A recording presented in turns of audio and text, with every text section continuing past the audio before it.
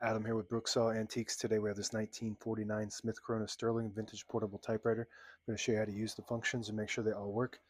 Made in the USA in the ultimate classic portable typewriter in excellent condition.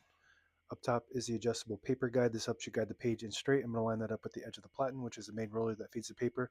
And these are your paper support arms that flip up from the back. Margins are located behind the carriage, right here and right here. I'm just going to set those after I load the page. This has the classic paper fingers that hold the page down. So you want to make sure the margins are in between those two paper fingers here.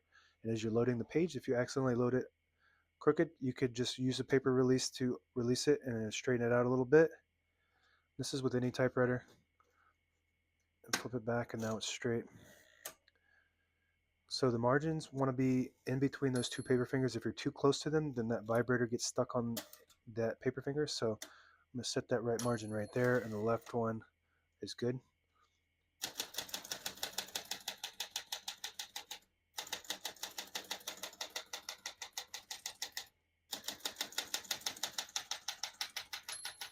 Once you hear the bell, you're near the end of the margin. Hit the slide space, get you back to the beginning, and skips 1 or 2 spaces. Right now we have it on single, but if you want double, just flip that switch towards you 1 notch. It skips 2. Flip it back, it skips just 1, which is what we want to keep it on. As you can see, all the keys type nice and none of them skip or stick. I'll type a sentence in red on the next line. A switch from black to red. There's a switch on the right side here. Flip that down to the red indicator. It prints the bottom portion of the ribbon, which is red when you have it in the middle. It doesn't print any ink at all. It just leaves a stencil for copying purposes. When you have it up top on the blue indicator, it prints the top portion of the ribbon, which is black. We're going to move that down for red.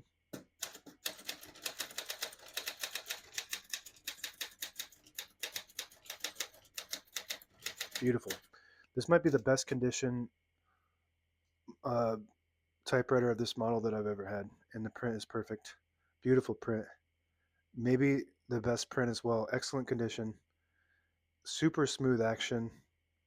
Maybe because it's a 49, this is the last year they made these, but it's just absolutely fantastic to type on, and you got that classic feel that kind of ended in the 40s and when the 50s really revolutionized the typewriter industry. And every decade they kind of changed, but this is still the classic feel that they had even in the 30s and the 40s, and the look.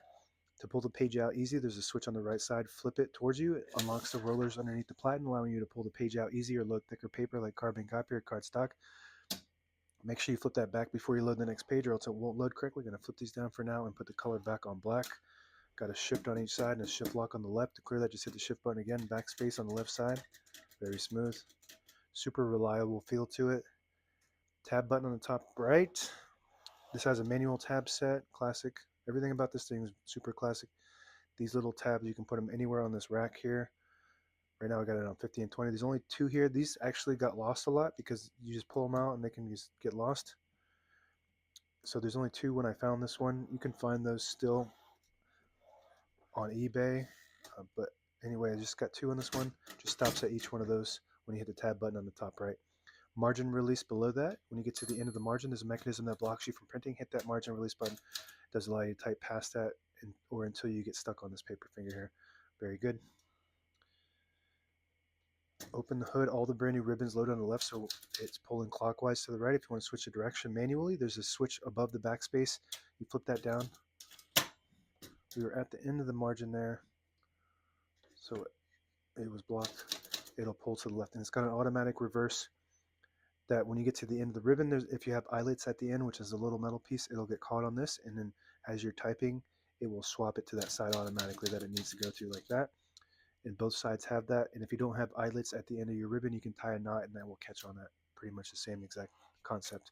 Touch control on the inner left. The higher you go towards the back, the more tension there is when you hit the keys. You do have to hit the keys harder for them to print, but they respond faster. The lower you go towards the front, the less tension there is. So you just want to play with that to gauge your preference as far as touch control goes. Touch is super smooth on this. I was very surprised because I've had a bunch of these, and you just got to really tune them up real nice. And this one was just really easy. I just had to like clean it out, and it was super clean once I got the dust out of it and everything. So really impressed by this specific machine. Carriage, very smooth. I can just do this all day long. I just really love that feel. And this is your carriage lock on the front side of the knob there. You push it down, it releases the carriage and locks it in the middle. So when you have it in the case, it doesn't bang around there. To unlock it, you just move the carriage to the right like that.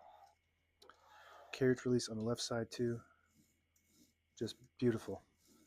And the sound of the escapement too, is the escapement just perfect sound to it, almost like it's brand new. This is what they're supposed to sound like. I'm not sure if I can get a good sound on it because I got my mic.